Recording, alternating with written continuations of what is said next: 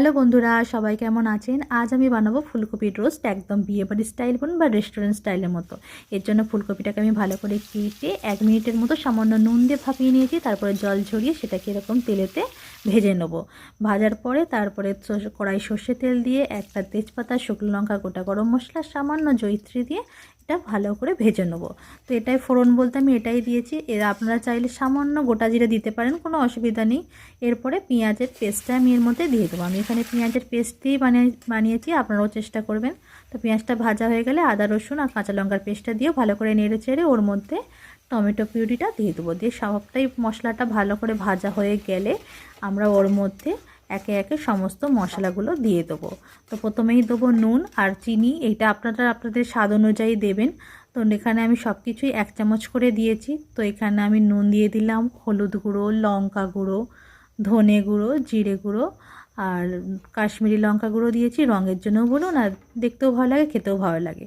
তো সমস্ত অল্প জল দিয়ে মশলাটা কষানোর পর তেল ছেড়ে আসলে আমরা ওর মধ্যে 2 টেবিল চামচ টক দই দিয়ে দিয়েছি। টক দই দিয়ে ভালো করে এভাবে ফেটিয়ে নিয়েছি, তাহলে কিন্তু ফেটে যাবে। তাহলে দেখুন আমার এখানে হয়ে গেছে। তেল ছেড়ে আসলে মশলাটা থেকে তারপরে কিন্তু আপনারা এর মধ্যে ফুলকপিগুলো দিবেন। এবার আমি ফুলকপিগুলো দিয়ে দিয়েছি, দিয়ে ভালো করে মিশিয়ে নেব। আর লাগবে এতে যে মেন জিনিসটা, সেটা হলো কাজু, চারমগজ আর পোস্ত বাটা। যেটা একটা যদি কোনো না থাকে কোনো অসুবিধা নেই, রান্না কিন্তু স্বাদের কমতি হবে না। তো এটা দিয়ে ভালো করে মিশিয়ে নেব। তাহলে বেশি নাড়বো না, কারণ তাহলে ফুলকপিগুলো ঘেঁটে যাবে।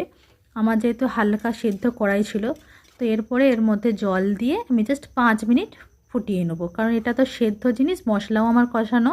তো এবার সেরকমই জল দিয়েছি। দেখুন আমাদের এখানে ফুলকপির রোস্ট রেডি। আর অবশ্যই নামানোর আগে সামান্য ঘি ছড়িয়ে দেবেন, কারণ রোস্টে একটু ঘি না হলে ভালো লাগে না। তো এই প্রসেসে আপনারাও বাড়িতে বানান, দেখবেন অবশ্যই ভালো লাগবে। যে কোনো রাইস বলুন, ভাত বলুন, কিংবা রুটি পরোটার সাথে কিন্তু দারুণ যায়। তো ভিডিওটা দেখুন, ভালো লাগলে অবশ্যই লাইক শেয়ার করুন, আর অবশ্যই পরে কিন্তু আমাকে কমেন্টে জানাবেন যে কেমন হয়েছে। আর আজকের মতো এখানেই। তো আপনারা দেখতে থাকুন আর আমার পাশে থাকুন। চ্যানেলটাকে একটু সাবস্ক্রাইব করে দেবেন সবাই। লাস্টে একটু ধনেপাতা ছড়িয়ে দেবেন এরকম গার্নিশিংয়ের জন্য, আর আপনারা প্রথমেও দিতে পারেন। তো আজকের মতো এখানেই, টাটা।